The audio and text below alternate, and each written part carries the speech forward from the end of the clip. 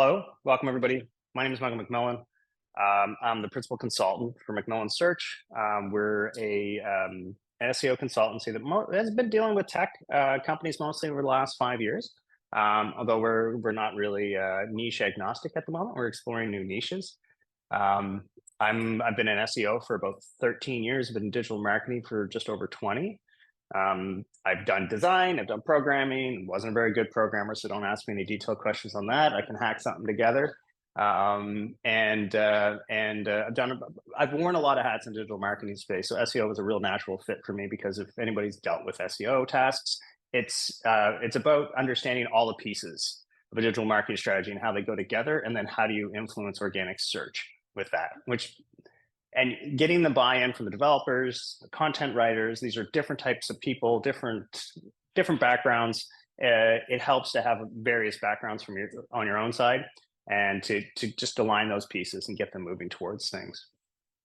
So today we're going to talk about SEO for early stage founders. We've worked with a lot of Series B and onward type companies. They've funded, they've got marketing teams, and we're exploring right now how can we better inform earlier stage companies, because when we come in, when they're in their Series B, they haven't had SEO direction usually, or they've got a content writer that understands how to optimize things. And there's a lot of things that have to get aligned and fixed that were done in the early stages before we can really get into the meat and potatoes of a really fun strategy when you're dealing with these scale-up style companies.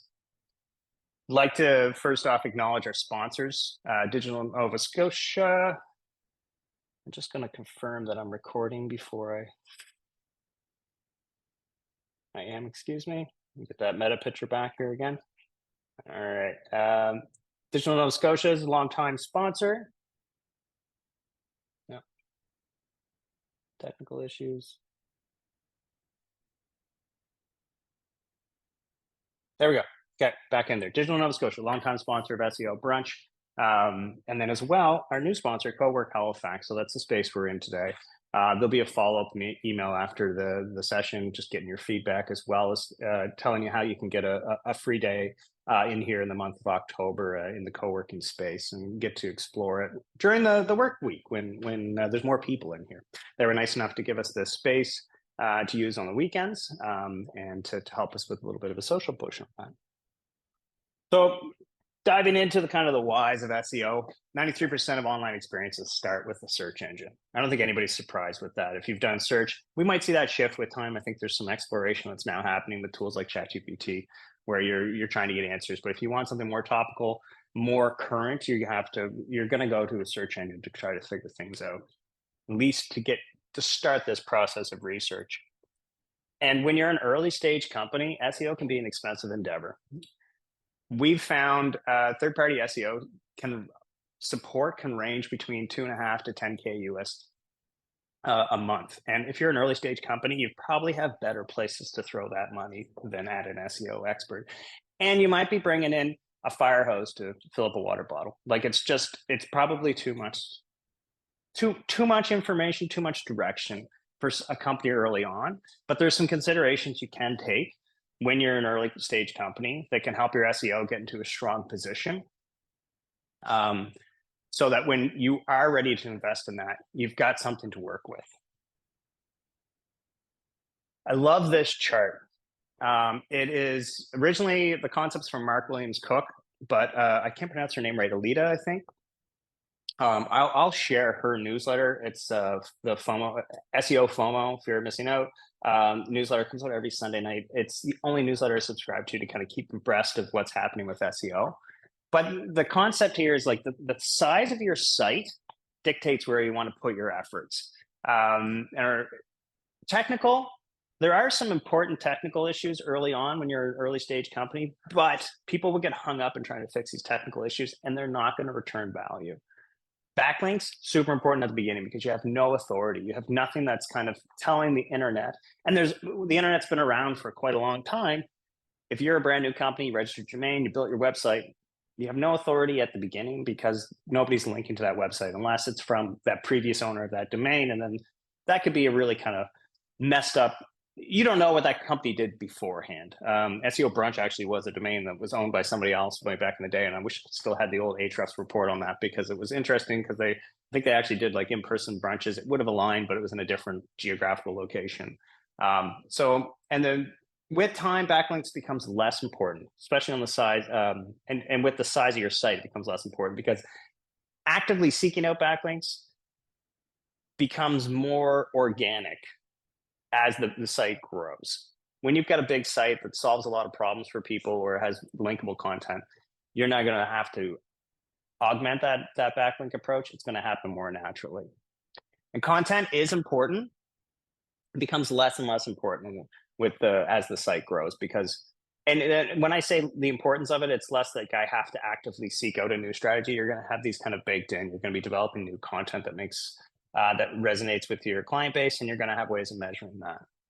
Any questions about that chart anymore? Or does anybody else have any other experience that would either would refine that or refute that?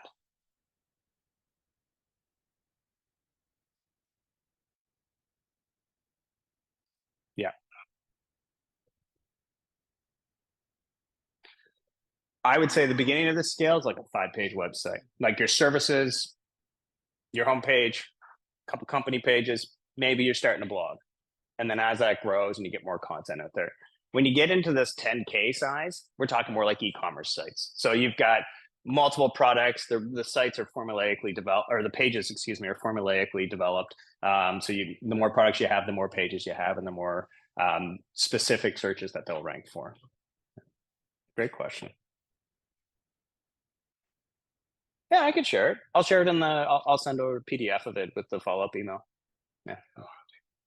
Yeah, go for it. Well, feel free to take pictures too. I don't mind.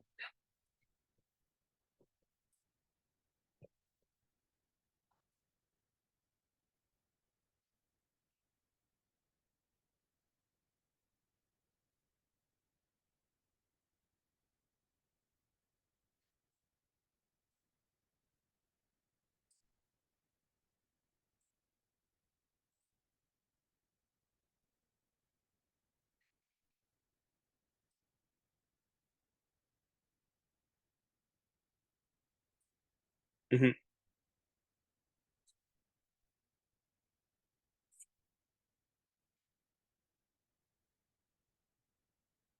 Yeah, I would say as you're developing those products out, I would be putting a lot of effort into those descriptions because you do need some sort of content. You don't have anything for Google to reference to associate it. Yeah, yeah.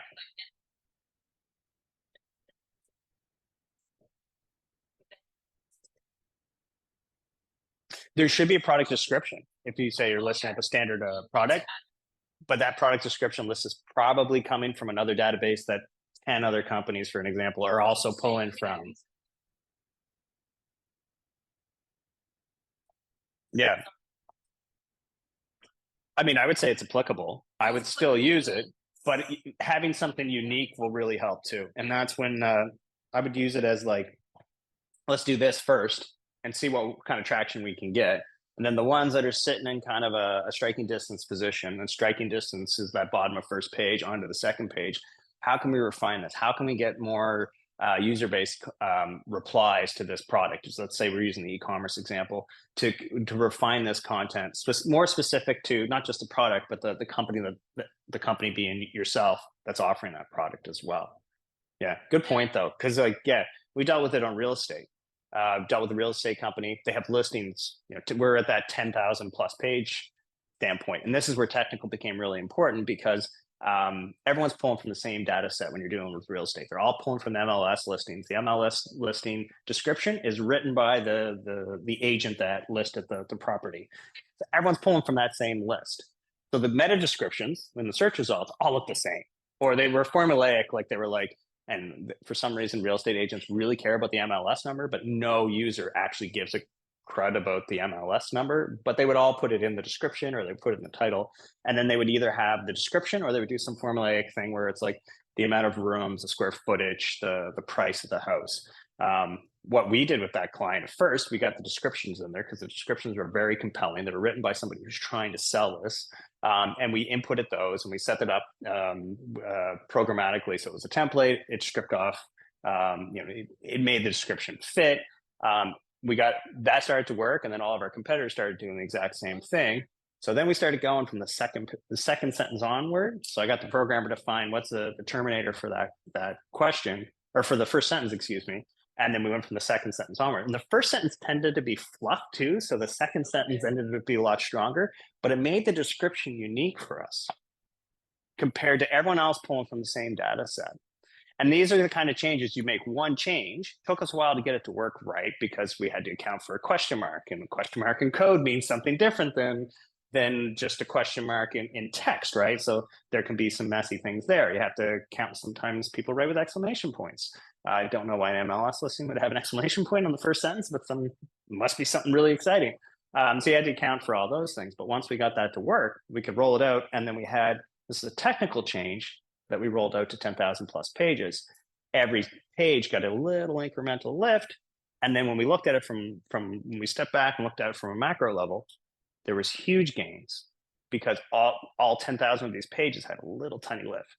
That's why technical becomes more important as you're getting further down the line than it does at the beginning.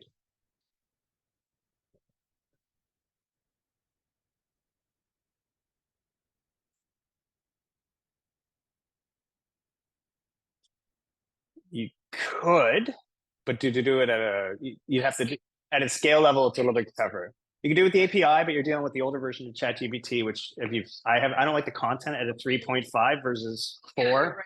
Yeah. Not that I'm aware of. I think if you just were accessing the API, no. If you're a company and Ariel, you work in AI, I don't know if you guys are leveraging that API system, but like, yeah, yeah, okay. So if you wanted to get access before, I think you have to be developing something with them, kind of in partnership. But if you're playing with it and you got a couple Python scripts that you want to like, yeah, I've been trying to get in as a beta tester for ChatGPT for like 6 months, and they still won't let me. But yeah, you haven't heard back either. Okay, let me know if you hear back because maybe we can share the same API and it would split the costs. Yeah, yeah, yeah. Okay.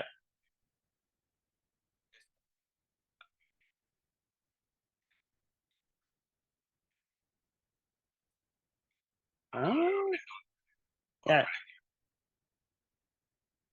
You'll get GPT for the API.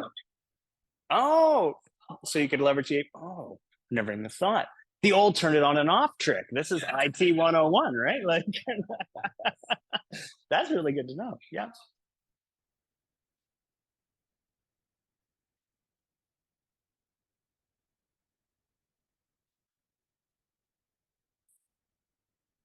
Mixed bag.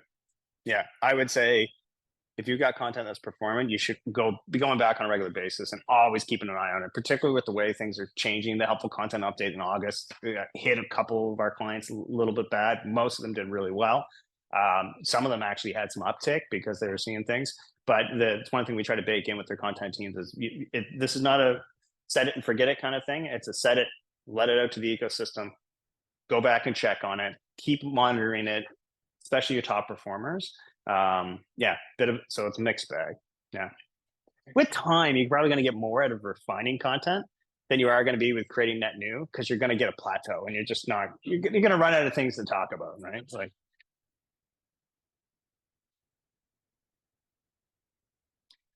yeah,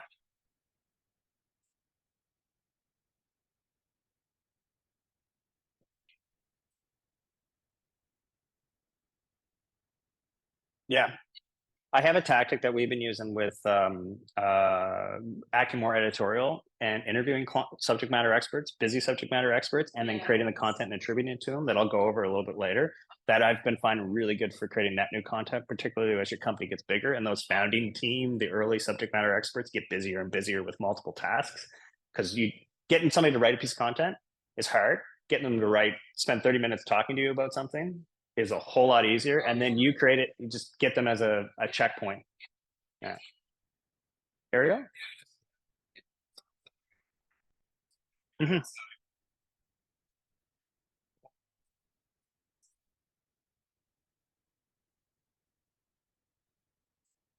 Oh, yeah. I will go over that. Great question, but no, that's really important because I think that's yeah, that's where I assume why a lot of people are here. But that's a great yes, we'll get into that. Excuse me. The recipe for success is technical. So we kind of went over this. Is technical SEO really important? For me, the most important thing about technical SEO early on is, can Google see my site? I had a friend launch service-based business, launched a website, loved it, looked great, worked with this US company. He asked me, he's like, hey, as a favor, can you just take a quick look and tell me how it's doing from an SEO standpoint? I'm like, you rank for branded searches, people that are looking up you. We're not surprised. And then I started poking through the site and I'm like, I can't access any of your blogs. You have a blog. I can see the list of all the blog posts, but I can't click through. So there's no chance for you to rank for non-branded queries because you're too early on. Your only people that are searching for you are going to know. But if Google can't find that content that's explaining those non-branded questions that people would have to bring you in, that's a technical issue. That needs to happen. That needs to be fixed. But if you're going to get hung up on little bits and pieces of technical, you're not going to get that ROI that you want early stage. The only thing that I would say is important from a technical standpoint when you're early is, can Google see the site, and is it relating that information to what you want to rank for? Couple tactics. Yeah, we want Google and Bing and Yahoo. They might get some market share. We'll see how that court case goes. A little bit more Bing. Bing's getting a little bit more. I don't know if Yahoo will ever come back. Really had high hopes for Neva. If anybody saw that, the subscription-based, no ad-based thing, but they pivoted and they're no longer existing as is. Yeah, what's the antitrust suit against Google right now? Yeah, is it settled?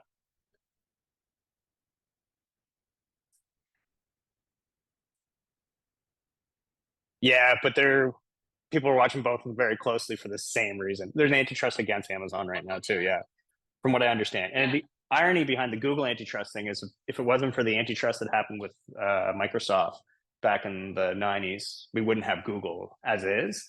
So it's kind of a good thing. It's a sign that Google got so big that we got an antitrust lawsuit against you. So who's going to come out of this and make things really interesting?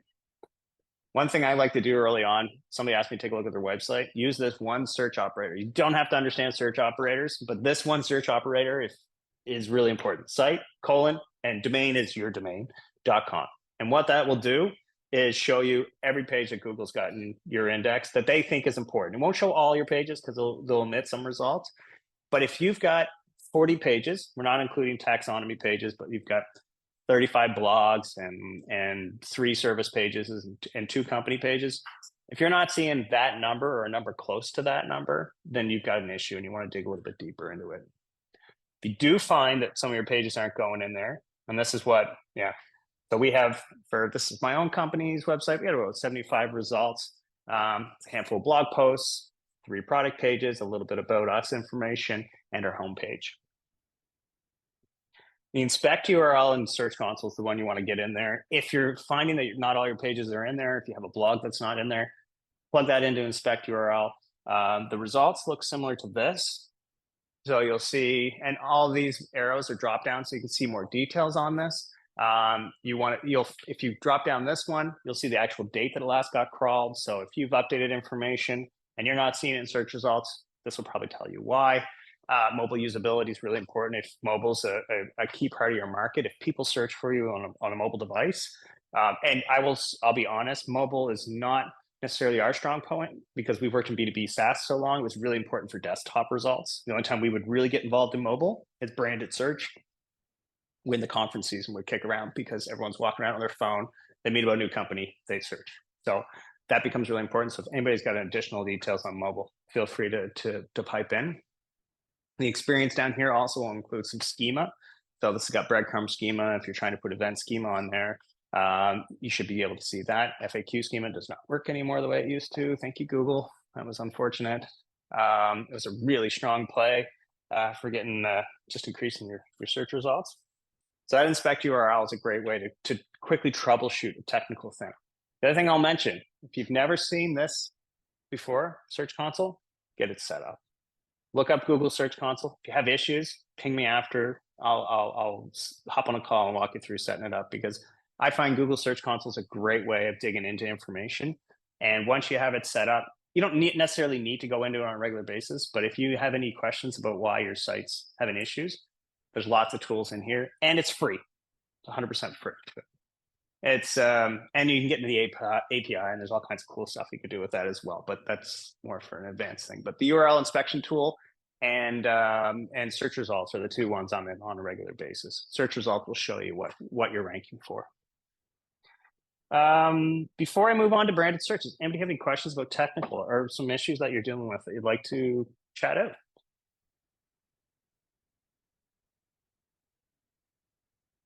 All right.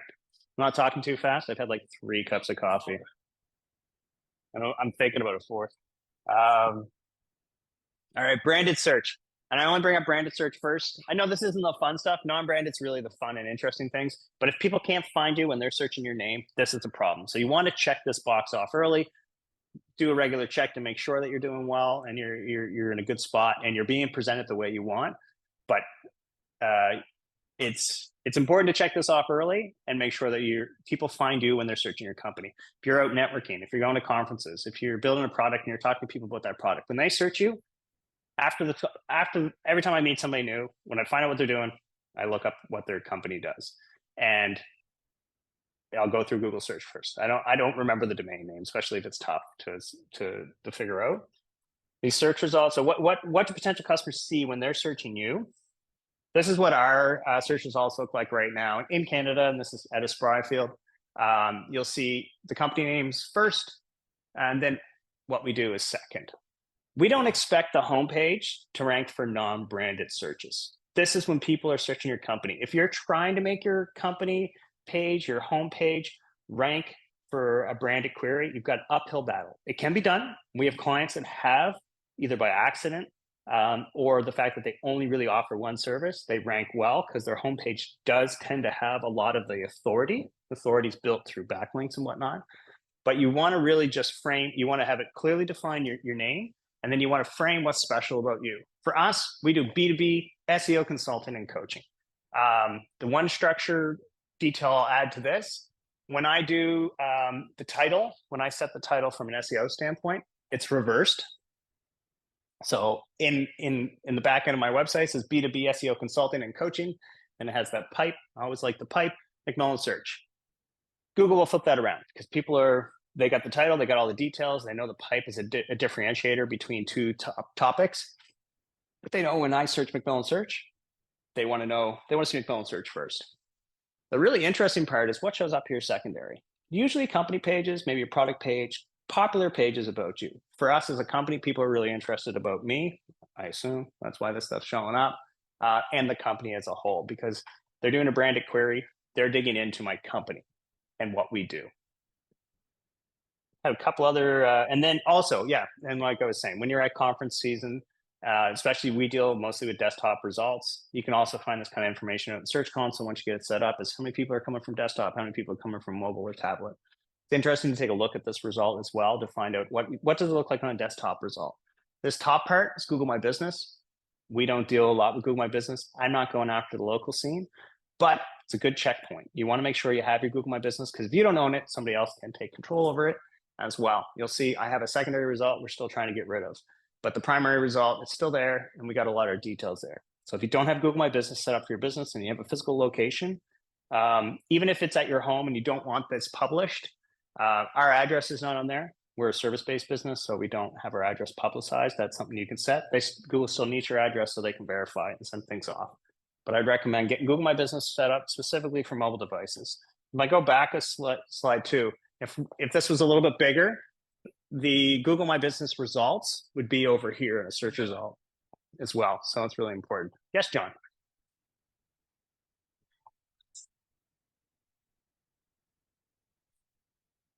Hmm.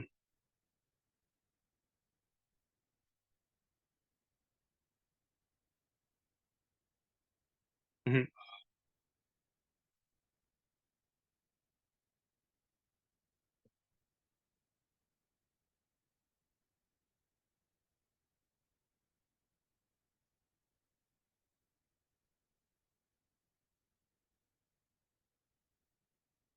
Yeah.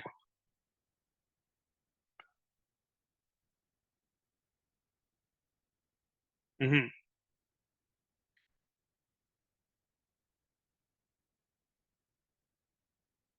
Well, that's when you set it up as I forget the exact term for it in Google My Business, but you can pick to basically select the address. So this part I did not have. They did this by themselves. This part, this one that I have control over, I've clicked a box that basically says I'm a what's that? I own this company, but I'm also like I service this area. I'm a service. This is my service area. It's not about my address. I'm not a brick and mortar shop where I expect people to come into my door. Um, there is a way to stipulate that in Google My Business. If you have multiple businesses, you got to. I would recommend going with suite numbers, and it may not work. Back when my agency days, I dealt with a place in the Bahamas that had we had Google My Business for each attraction, and they were all at the same address. And in the Bahamas, addresses get interesting too because there's no civic breakdown like the way that we have in North America. It can get really muddied, and we had to define them all as individual suites, and you had to make sure those were unique numbers. So if you've got three businesses, and I know you have a few, John, so and they're all in the same address, you might want to define suites and see if you can get them as individual ones. Yeah. So this one is at this address suite, but the only reason why Google's doing that is they don't want people doing multiple listings, basically trying to game the system. Yeah.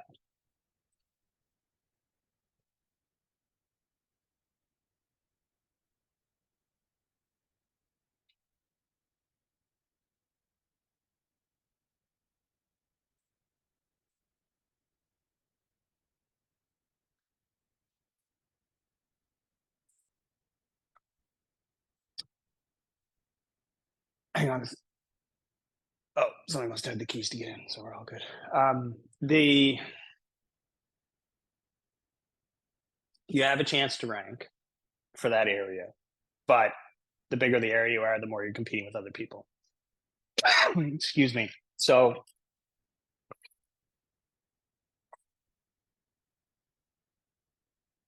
yeah,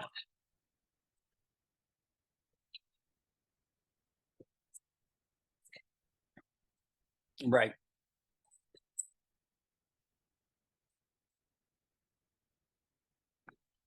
You're gonna have a harder time ranking. Like I'll have a hard time ranking for SEO Toronto, for an example, right? But my service area base is North America at this point. Um, I have I'm not actively trying to rank in the local pack for Toronto, Vancouver, Montreal, San Francisco, New York, but I'm expecting my people that would search for that type of result want something that they can actually physically go to or somebody they can meet in person kind of thing. So that's not necessarily my play. So I would focus on what I could get other pages to rank for and not focus on the local pack.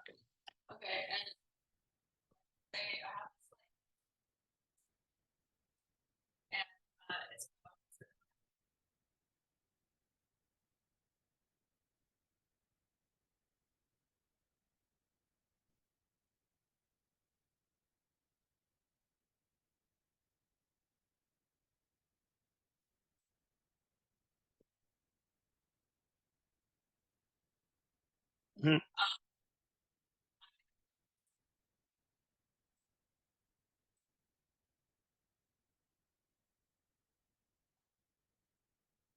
Right.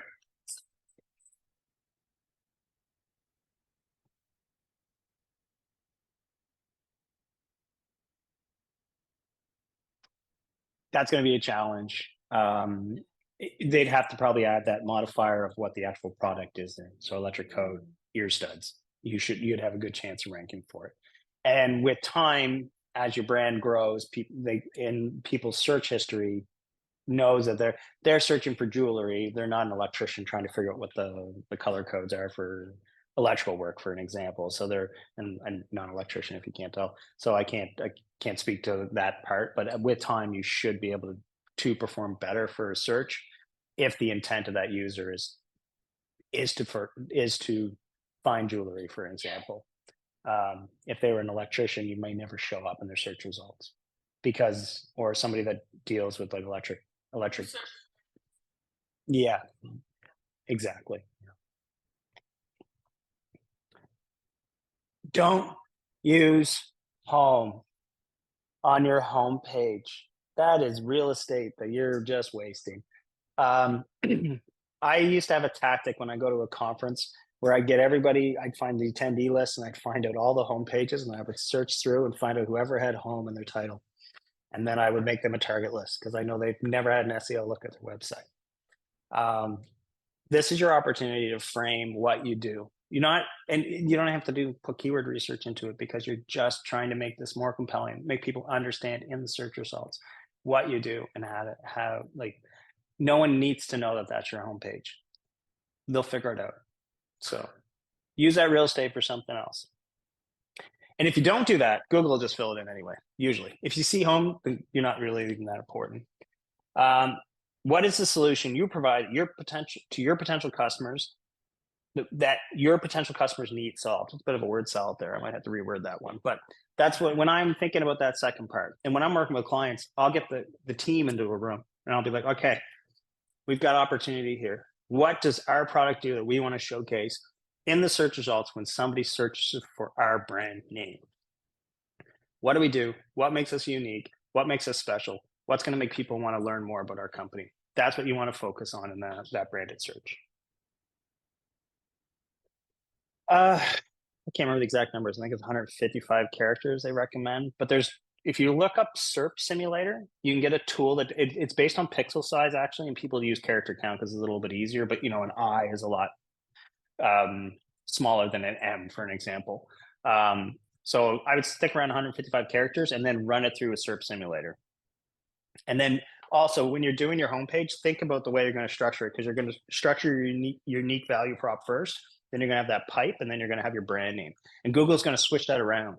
So when you plug that into a SERP Simulator, I would take the brand name, move it forward, put the colon, and then have the space, because that's how Google tends to deal with that, and see where it truncates at. You don't get penalized for truncation, but if people see the ... it feels like an incomplete thought. So there's two schools of thought of this. If it's enticing enough that people want to learn more, they might click through. If it truncates at a spot that you're like, this isn't really, it's not where I want it to truncate, you want to play with that and re-explore it. Some examples I got up here. So HubSpot, I'm sure everyone's heard of HubSpot. Software tools, resources for your business. Straightforward. This is what they do. They're not hoping to rank for software for your business or resources or tools for your business. They just want people to know what HubSpot does at a macro level. And HubSpot does a lot. Their product's huge. Cowork Halifax, flexible space and professional networking. Here's an opportunity where the ... doesn't hurt them, right? Because that is what it is. It's a flexible space with professional networking. Digital Nova Scotia, leading digital industry. So I'm gonna have to talk to them because I think they should add something a little bit more robust in there about maybe Nova Scotia or something regional about that, because they're leading digital industry in Nova Scotia. And I think that's their unique value proposition. But these are some decent examples of how to structure your homepage title. These are also what Google pulls up. So you define something and you basically release it out to the ether, and then Google will decide if that makes sense. And if they don't like it, they'll pull from your heading. So if you see your first H1 on the page, you see something you don't like, you want to influence it, start playing with your heading on your homepage, your first heading. And then from branded search, what questions do potential customers ask about you? There's a huge opportunity when you start to get a little bit more traction. When you search yourself, look for the people also ask section.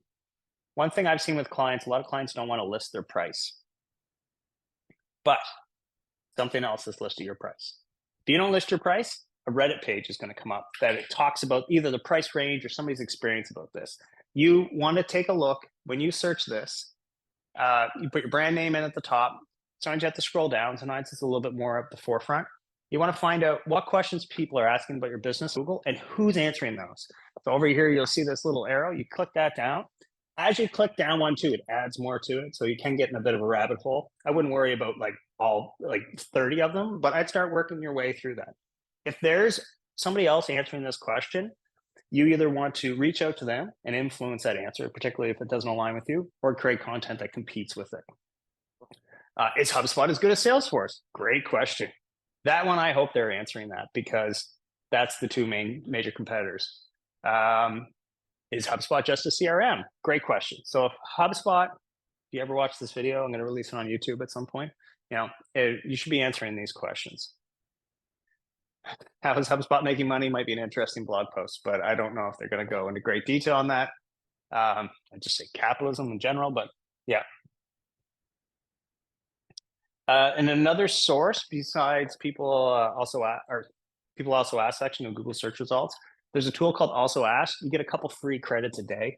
It's a great tool. The gentleman that did the chart about the 3 different buckets and how they're important, he's the person that actually developed this tool.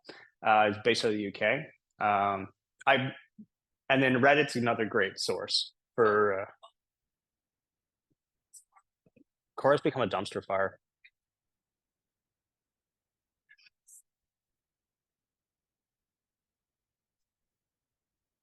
Yeah. Yeah.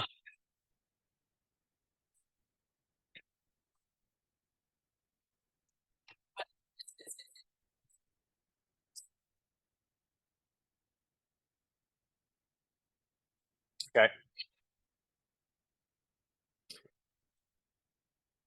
This slide used to include Quora, but I've pulled it out because we're not getting anything useful out of it these days. There's a lot of AI generated content, people trying to play that game of like AI generated answers to probably AI generated questions. You basically it's a bunch of bots in a room answering their own thing. It's like kind of useless. Where I'm still seeing users on Reddit, depending on the subreddit, there are some issues with that, and it could become an issue down the road. Also Ask gives an output. Did I actually include? No, I didn't. There's a question in it does like this chart of like here's the main topic. These are the questions, and then from there it starts breaking down into more sub questions, and you can export it out as a CSV as well. So you end up with this big list of questions. Then you can start figuring out whether or not you want to answer it. No, Also Ask is a tool. Reddit's Reddit. Yeah, but it's worth playing with at least, because you get a free couple credits a day. Run your branded name through it one day. Take those answers, see if you can create some content, and then start running your non-branded ones through it as well. Yeah, sure.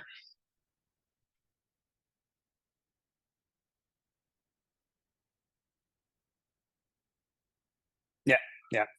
So we'll use it for branded right off the bat, and then we'll go through and start any non-branded query we want to get into, what kind of questions people are asking about that. And oh yeah, Icon has link juice. Link juice. It's one of the worst terms in SEO. But when you're dealing with branded queries, anytime you do anything, try to get a link from it and link back to your homepage. Anytime you talk to anybody, basically branded query is a PR event. If you want to grow your authority, these are the opportunities to do it. Release news or press releases.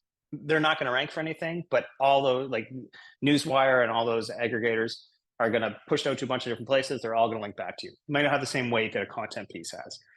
Podcasts, any opportunities to collaborate with other people in your space that are not competitive but on the periphery.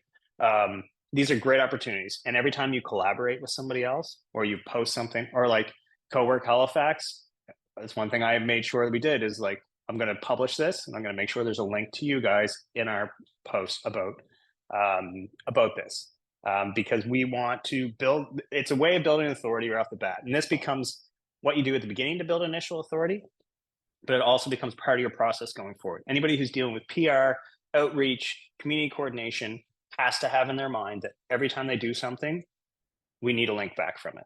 And if we can't get a link, we got to ask why. And you can still work with that. I'm not saying to turn down this PR event, but because some people have different policies. If they say no, one thing we'll say, well, is there an opportunity for us to collaborate on a blog post? And then we get a better backlink, because this is building up your home authority. With time, your home authority, your homepage becomes the collector of all the link juice. And then whatever you link from your homepage gets some of that authority, right? It trickles down. So the more you can build that up, and you're going to have those links, the more you're bringing that information down. So that's a strong play. One thing we'll do with clients, even if they don't have a local play, they're not a brick and mortar, we'll run them through a tool that finds all the local listings to get them populated, because you're not going to get a whole lot of traffic from these weird aggregator sites. Not weird, sorry. Aggregator sites that aren't Google My Business, aren't Yelp, but there's like 60 of them that are really important, if I remember correctly. And all of them will give you a link back to your page. And they're all coming from high authority sites, because most of these sites have existed for a long time. They've got their own authority. So everything that has to do with PR, anything that has to mention your brand, get yourself a link back to your homepage.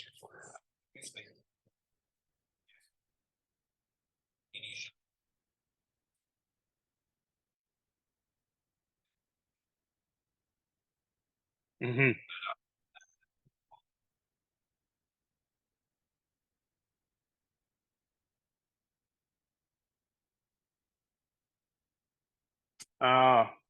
Trying to think what the list of them are. I've done a lot local in the last little bit. The well, Yelp's one. If you're a restaurant, you want to be in Yelp.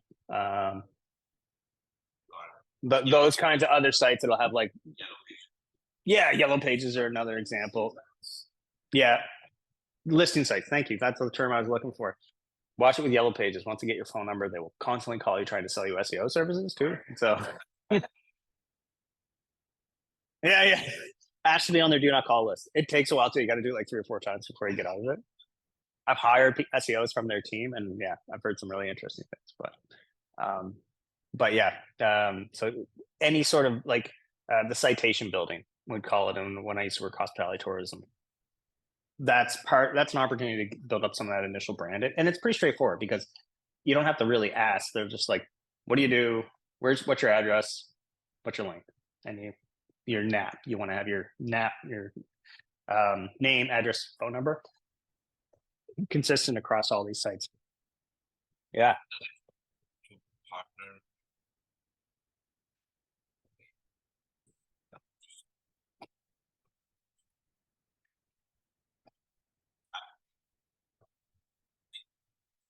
Mm-hmm. Yep.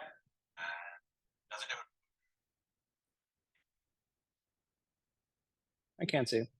Um, we've never really leaned very hard into disavows, which if you're in the SEO space, you'll know about disavows.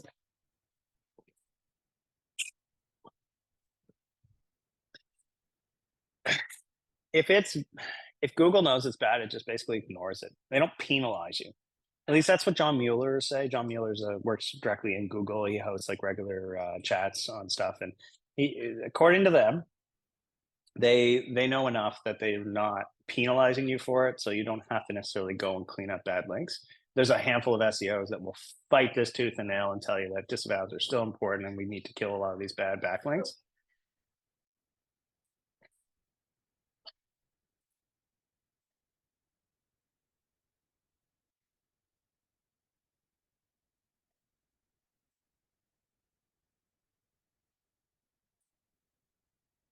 It's harder to find now, so they're trying to bury it and bury it.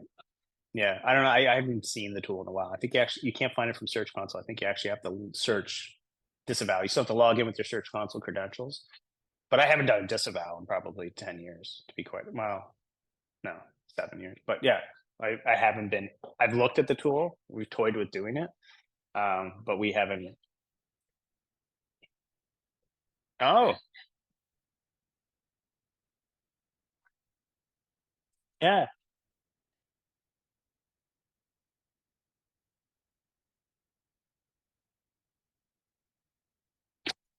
I don't know. That's a good question. I haven't seen that question, so that shows you how long it's been since I've been in the disc voucher. You're probably in there more recent than I am.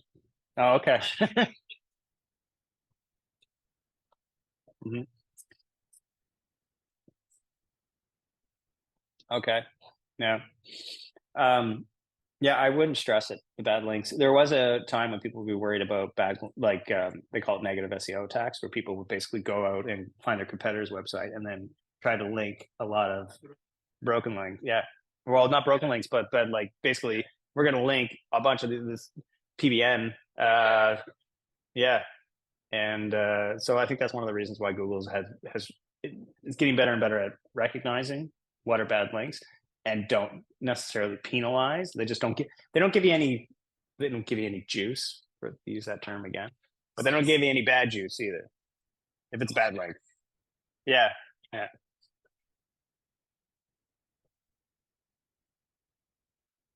yeah, yeah. And it used to be a thing, but I haven't heard much about it in years, honestly. John,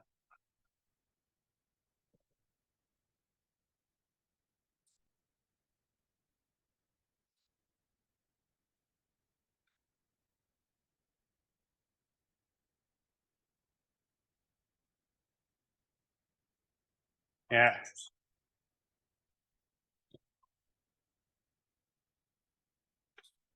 Did they reach out to you for business? Oh, okay.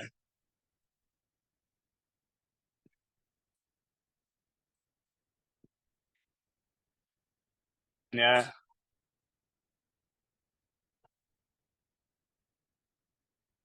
yeah.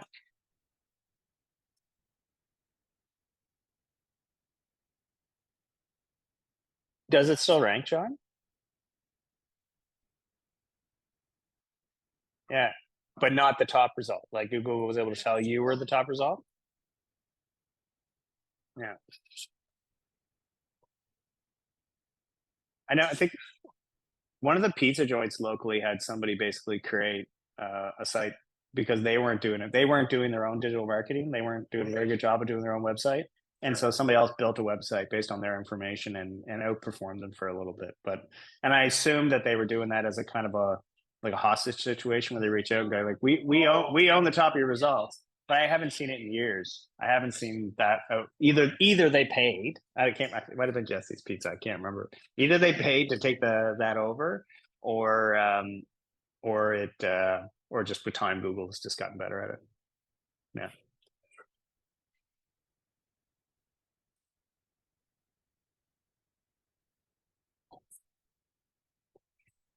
Yeah.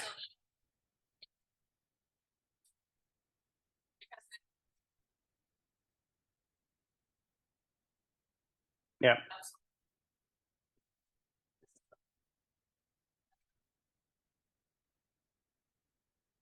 Montreal had a problem with that with restaurants for a while. People were just picking up the Google My Business list. Well, I would think it was places though. We're dating ourselves a little bit. We say Google Places because it's not called that anymore. But yeah.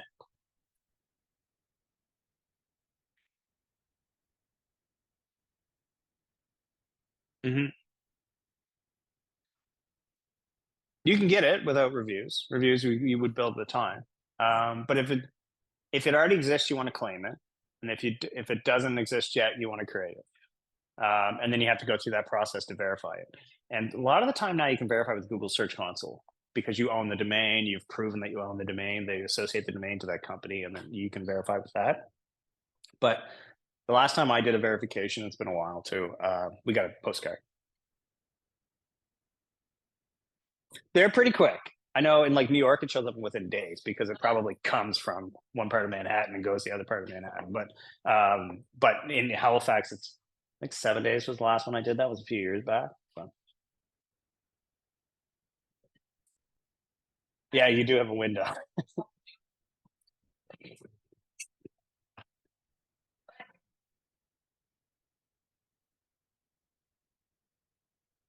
Oh, oh yeah. You can't transfer or you can't transfer the ownership. Oh, so you now own it for life.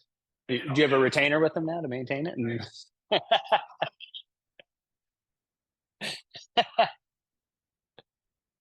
All right, we're moving on to product, service, features, and use cases. Really fun stuff here. It's basically what do your solutions do, or what solutions do you provide? I don't necessarily expect these to rank off the bat. Your product, your service, your features pages, and your case studies rarely rank. Case studies are still part of the user experience, but they've come in from a branded search usually, and then they want to verify that you know what you're doing, and that's what case studies are important for. You use them for other things outside of SEO. So I'm not saying to not put effort into them. You want to do like best SEO practices, but you're not going to try to rank a case study. Now, your products and services, these are your higher volume, non-branded keywords, the kind of macro detail that you offer. And then if you have a product that does multiple things, you might want to explore features as well. What we have found with some of the companies we've dealt with is a lot of their feature pages outperform their actual product pages, because the feature pages are getting very specific about a very specific problem that they solve. So it's not as competitive as the bigger piece. You want these nested. So, if you've got a product, you use features subfolder, or if it's specific to a product, you want it as a subsection of that. So you can have a clean hierarchy of how the product and the features correlate. So you want to optimize these for your non-branded keywords that you're actually what the service or product is you're offering, but I wouldn't expect them to rank off the bat. So macro non-branded keywords are competitive. That's why we're not expecting them to rank off the bat. If you do rank off the bat, lean into that and get it really cleaned up. But you want to set these up in a way that you're going to build supporting content to kind of prop these pieces up. And that's where content comes into play.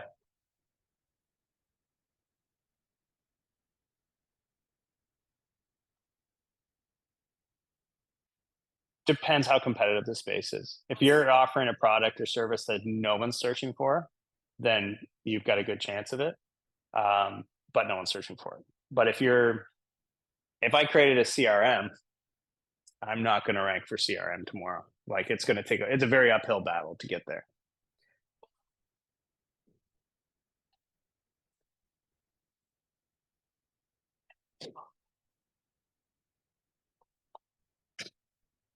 I would optimize for it, and then I would start looking for specific niches and then start exploring solutions pages. So CRM for financial services, for an example, to try to rank for something a little bit more specific and try to find a little bit of a niche and then hope Salesforce buys me.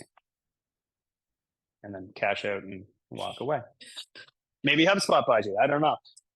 But I would still optimize that main feature page, but I would put more effort into our solutions/industries type pages, because then you can get a little bit more specific about what you're talking about.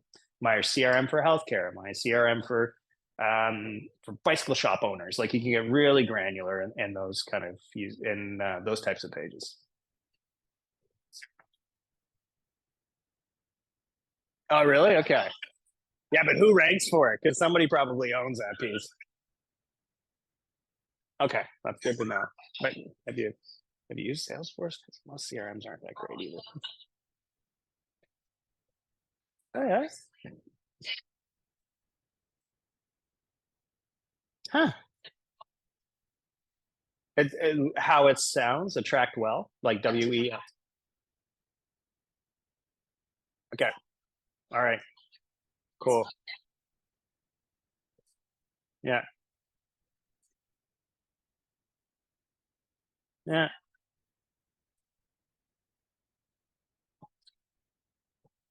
Yep.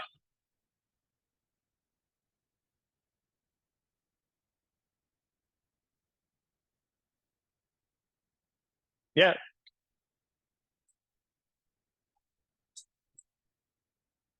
Yeah.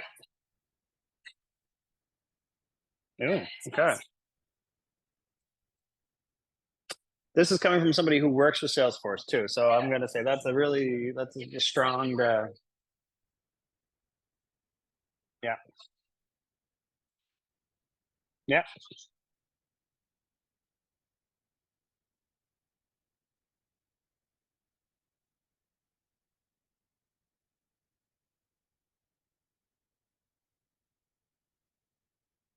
Does it import Salesforce information?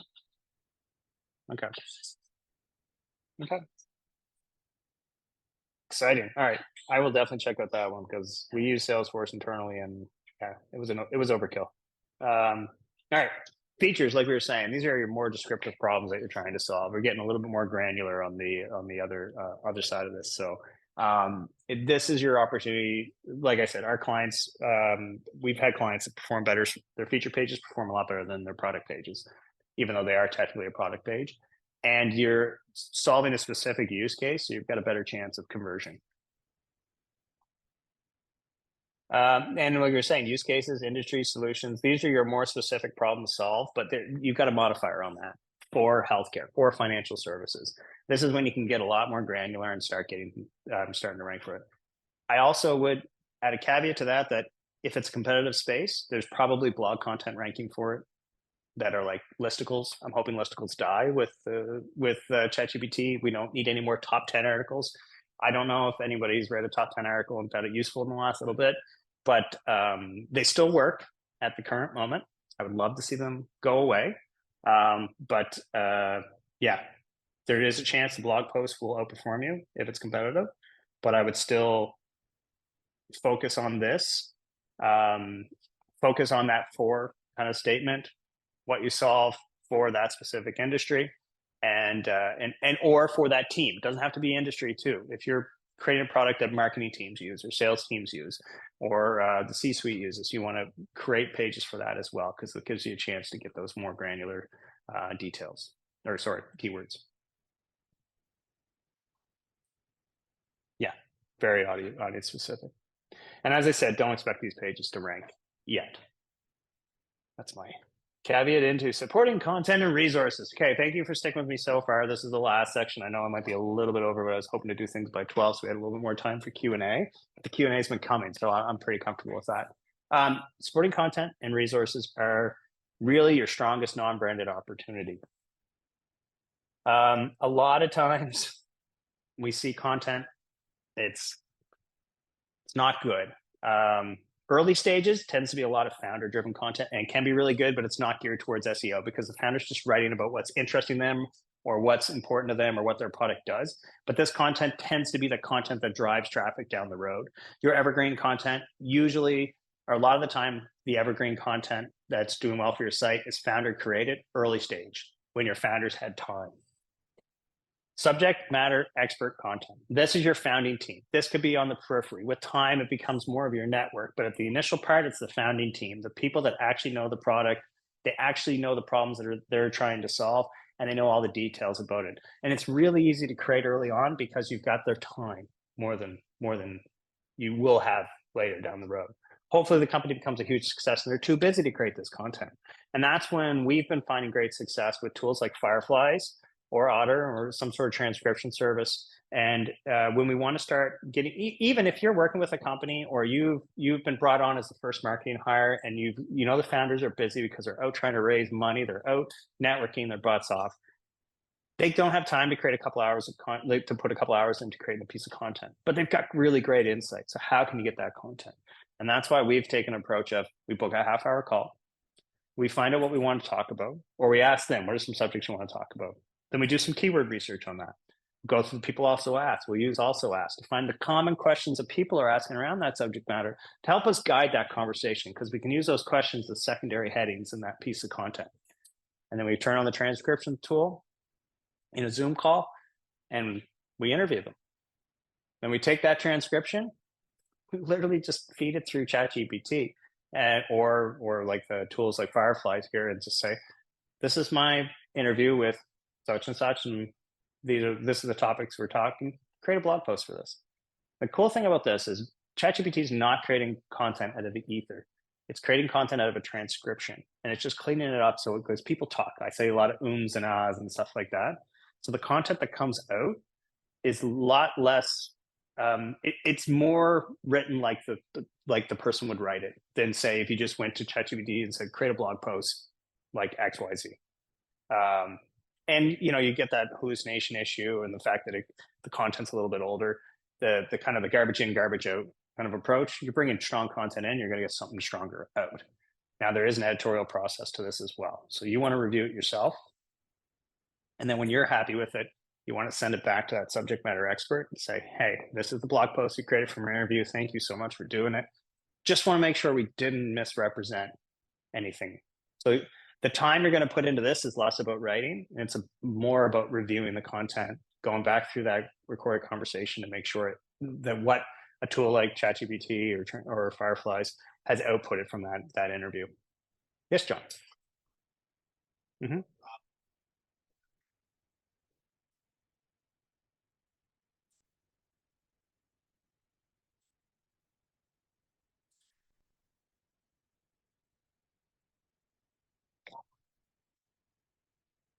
Um, I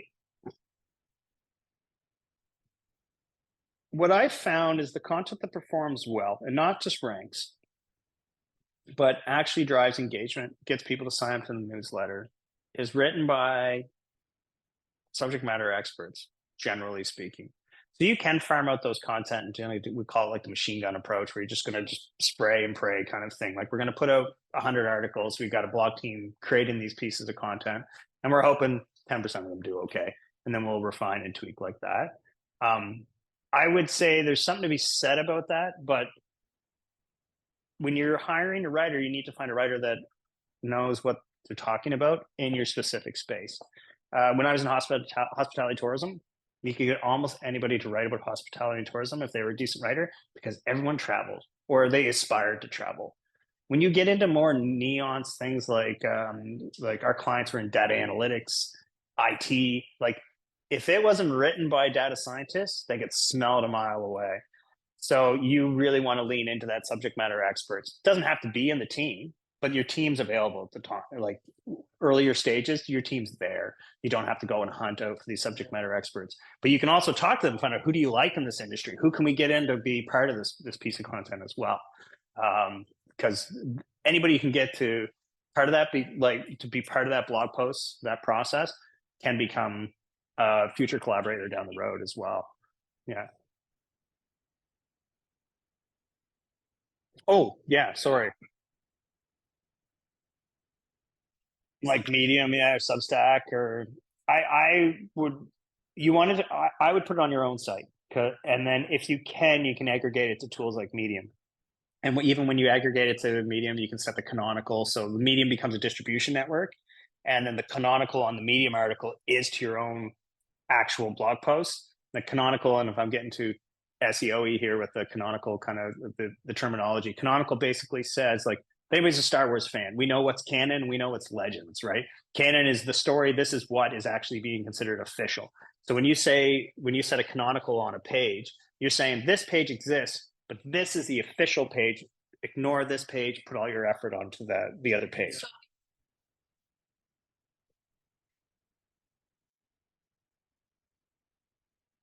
Yeah. Yeah. Right. Because you set the canonical to your own page. Yeah. You're they're competing with each other then.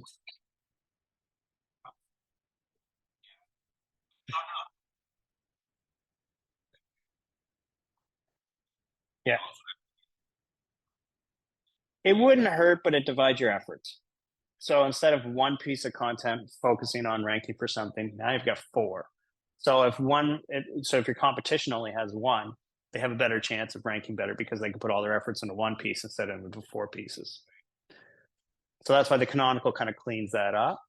Yeah. Duplication doesn't hurt, just divides effort.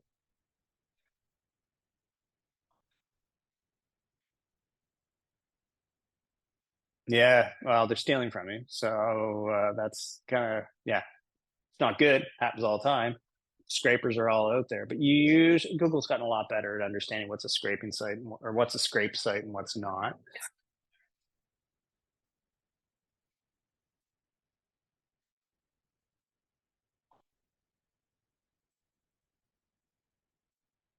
Yeah.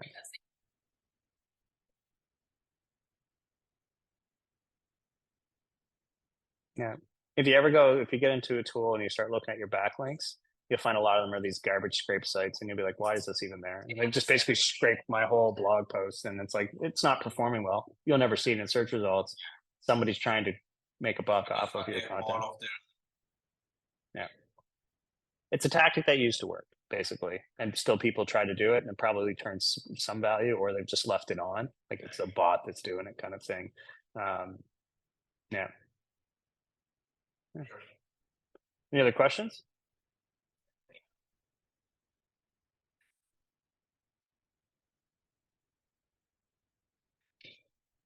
Oh, SGE is going to be interesting. Yeah, I haven't played with it a whole lot. I've read a lot about it. Um, it- yeah,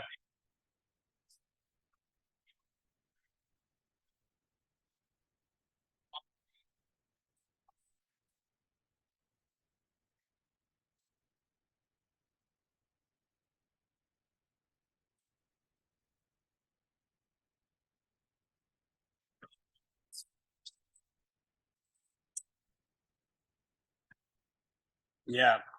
And one thing I've seen with SGE and what I think people are really concerned about is the zero-click result style stuff, where like featured snippets, where you get the top of the result, and you basically the user gets an answer without having to click through to your website. So what's the motivation for you as a content creator to create the website content if no one's coming through to see you?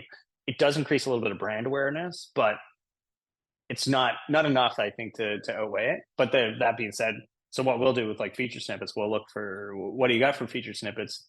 Let's see what's being answered. Let's try to influence that as much as possible, so it answers enough that we can maintain our spot, but it leaves questions so people click through to find out more detailed answers. That's going to be one of the biggest things with SGE. I haven't seen SGE in Canada yet, but I know it's in US. Yeah, and they're experimenting with it. There's a lot of it's going to be interesting. It's going to kill some traffic for people, but Google doesn't want to kill too much organic results, because that's where a lot of their information comes from, and with time, it's not sustainable long term. Oh,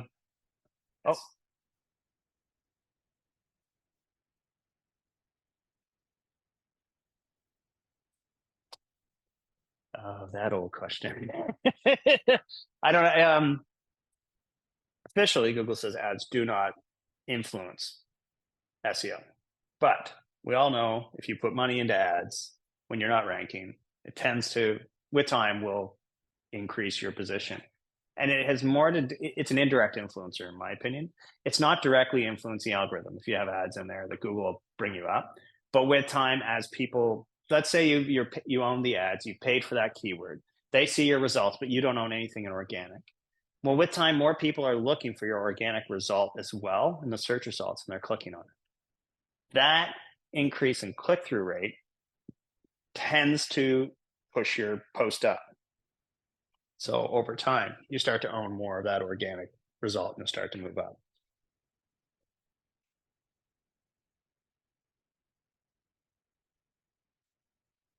No, it wouldn't.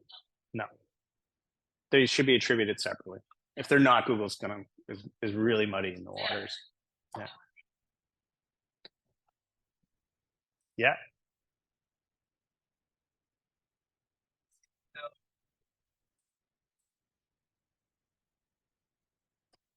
They decrease your rank. Really? Okay. Yeah.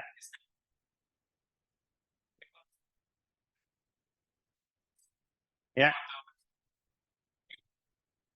Okay. You're not using unbounce or anything like that for the paid. Yeah. Okay.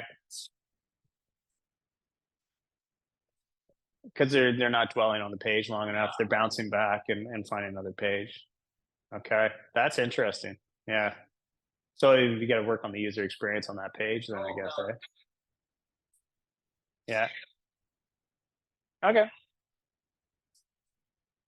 Oh yeah, because you're using the same thing for paid as yeah, because people expect a different result from paid too, right? We always tell clients like if you're driving, we want a different page for paid than we want for the organic result.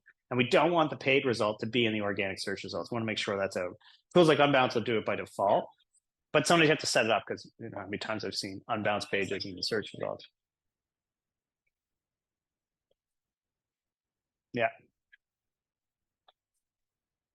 Right.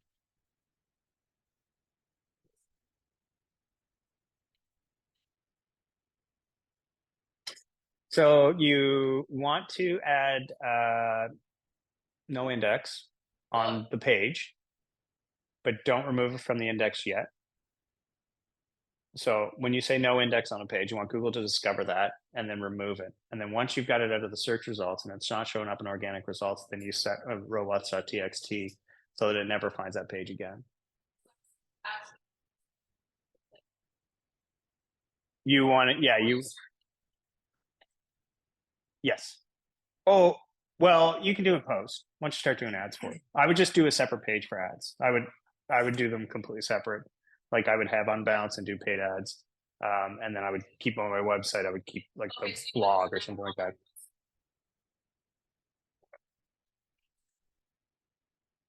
I would just have a conversion metric rate on the paid ads, but I don't deal in paid as well. So like the actual like Matt Whalen's a great resource. I know you've met Matt before. If you ever want to pick his brain about paid ads and how to kind of attribute it. But when we go in from an SEO standpoint, if I'm seeing paid ad landing pages, because they tend to be really conversion focused and whatnot, they're not informative. Organic results tend to be a little bit more informative. We want to go in there and read about things. We want two different pages developed for that, and that cleans up the attribution. And so you know that this came from paid.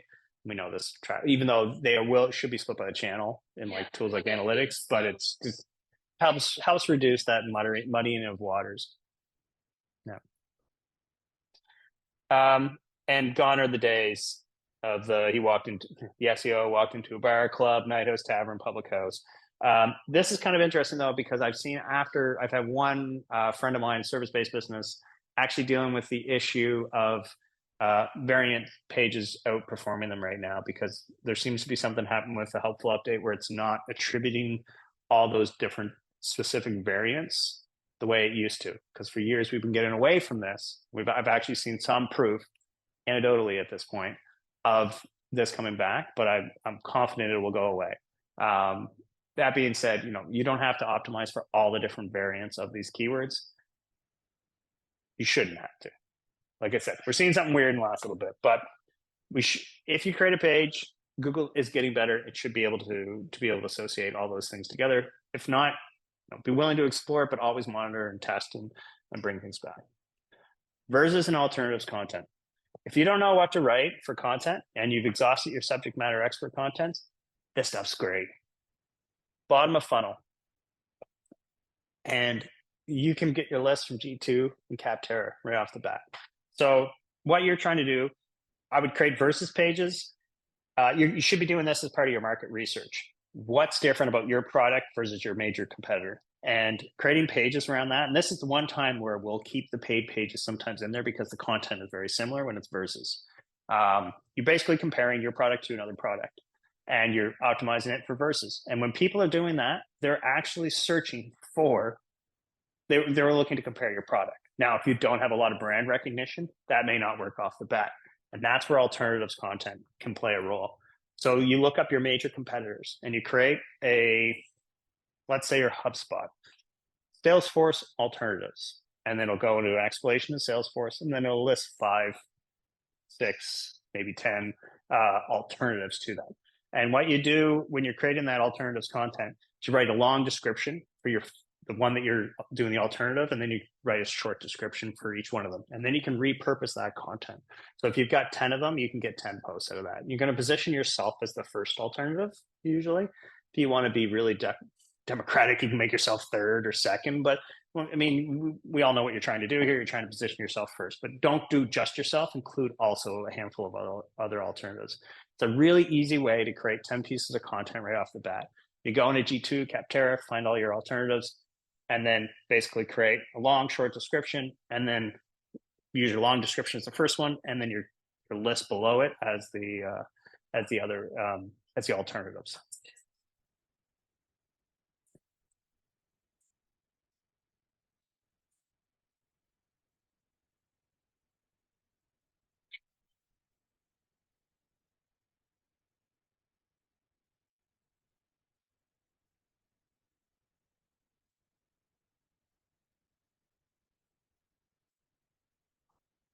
Yeah.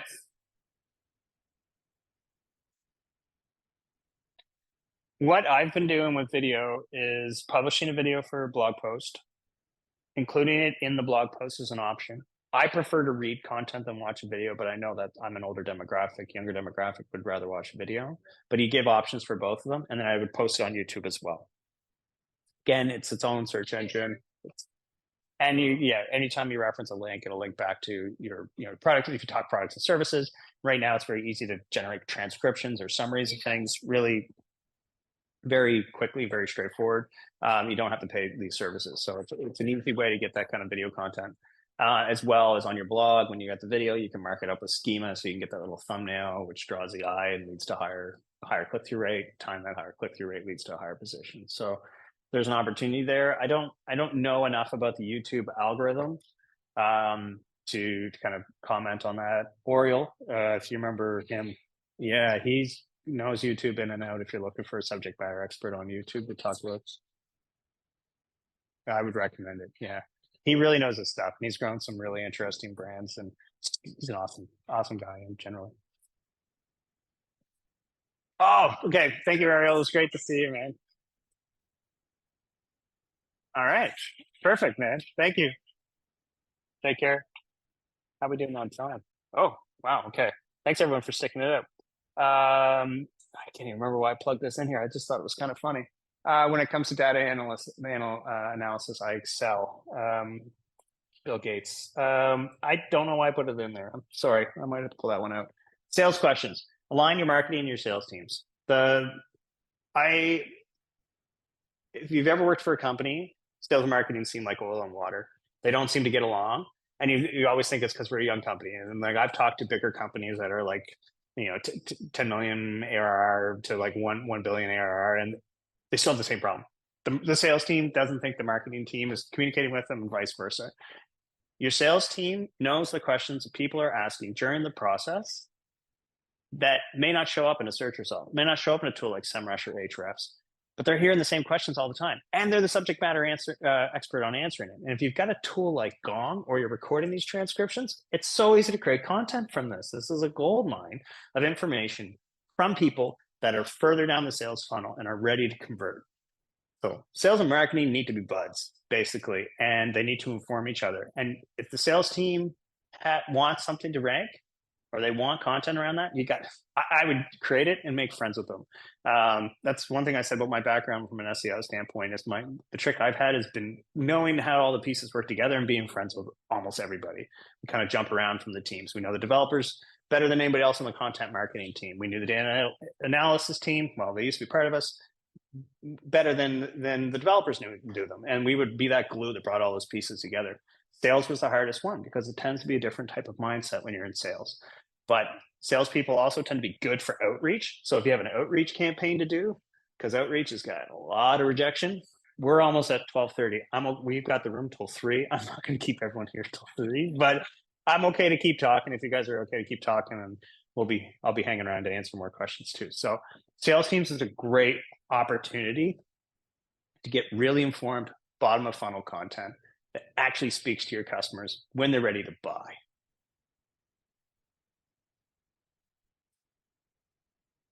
Yes.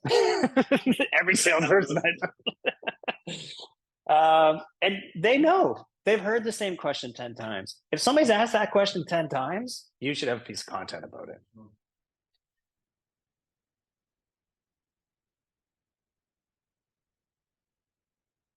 Mm.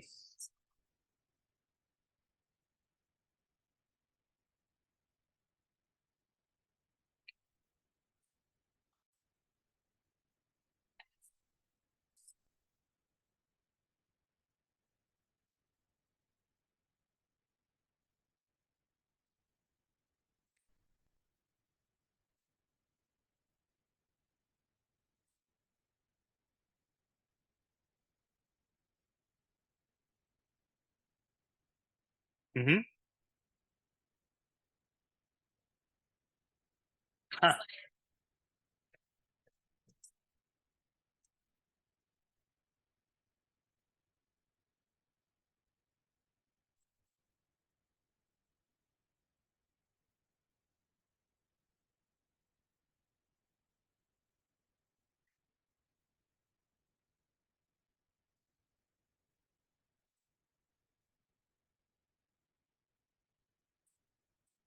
Mm, yeah,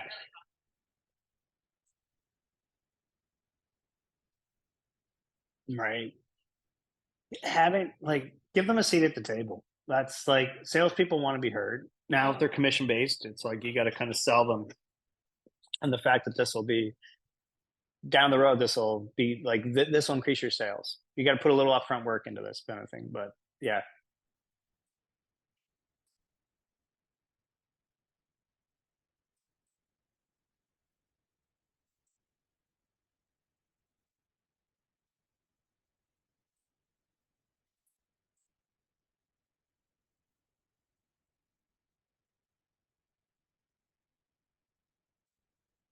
Mhm. Yeah, makes sense. And the other source for information, support. Support's going to be a huge one. More for the converted. You want to keep people in the funnel. If people are asking questions all the time in support, you should have a piece of content that answers it. The other thing I would say about support as well is if you've got documentation on your website for support, look at those, find out which ones are ranking for non-branded queries because they probably have a high bounce rate. But people are coming into this page expecting something when they're not converted, and they're getting a support page about the product.